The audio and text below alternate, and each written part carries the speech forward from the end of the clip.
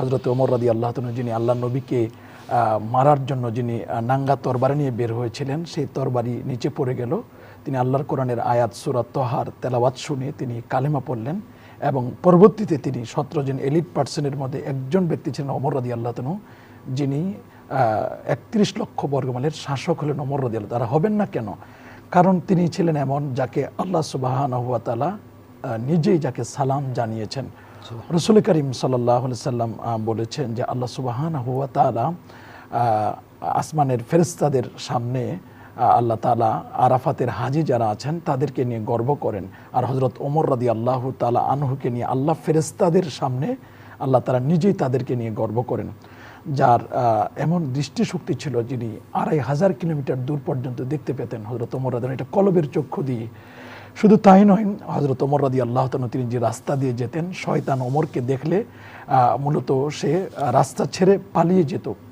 আকাশের ফেরেশতারা যে ওমর রাদিয়াল্লাহু তাআলাকে সম্মান করতেন, শুধু তাই নয়, হযরত জালালউদ্দিন সুয়ুতী রহমতুল্লাহ আলাইহি তিনি বলেছেন, যার মুখের কথায় আল্লাহর কোরআনের একটি নয়, দুটো নয়, 21টি আয়াত নাজিল হয়েছে। এবং 21টি আয়াত যেমন নাজিল হয়েছে, হযরত ওমর রাদিয়াল্লাহু তাআলা এমন একজন ব্যক্তিত্ব ছিলেন যে তার দেশে কোনো জেলখানা ছিল না। জেলখানা ছাড়া একটি রাষ্ট্র তিনি কেমনে পরিচালনা করতেন?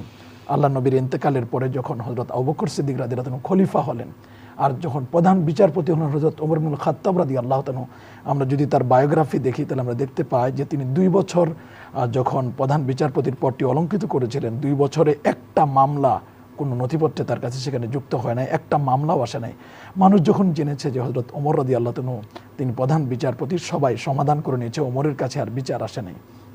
সে ওমর রাদিয়াল্লাহু তাআলা, আল্লাহ নবী বলছেন, ইন্নাল্লাহ জাআলাল হাক্কা আলা লিসানি ওমর ওয়া কলবিহি, আল্লাহ তাআলা হযরতের ওমরের মুখে আল্লাহ তাআলা তিনি হক এবং সত্য বিষয়টি আল্লাহ তাআলা ঢেলে দিয়েছেন। রাসূল বলেছেন, ইক্তাদু বিল্লাযিনা, তোমরা আমার পরে অনুসরণ করবে আবা বকর ও ওমর। আল্লাহ নবী ইশারা করে বলে দিলেন যে আমার পরে তোমরা হযরত ওমর এবং আবু বকর সিদ্দিক রাদিয়াল্লাহু তাআলাকে অনুসরণ করবেন। রাসূল সাল্লাল্লাহু আলাইহি ওয়াসাল্লাম তিনি বলে দিয়েছেন যে খায়রুস সালিহিন, ভালো মানুষদের যিনি সেরা মানুষ, তিনি হচ্ছেন হযরত ওমর ইবনুল খাত্তাব রাদিয়াল্লাহু তাআলা আনহু, যাকে নিয়ে আল্লাহ তাআলা ফেরেশতাদের সামনে গর্ববোধ করেন।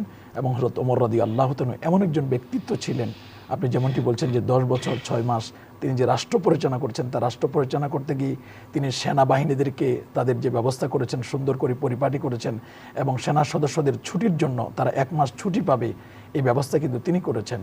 আর সেই যুগে আরও অনেক কাজ তিনি করেছেন, বিশেষ করে জনগণের কল্যাণের জন্য যে কাজগুলো তিনি করেছেন, মানুষের সাঁতারের ব্যবস্থা করেছেন, পুলিশ প্রশাসন গঠনের ক্ষেত্রে তার একটি উদ্যোগ গ্রহণ করেছিলেন। এবং এই আমাদের প্রিয় মাতৃভূমি বাংলাদেশে যখন ইসলাম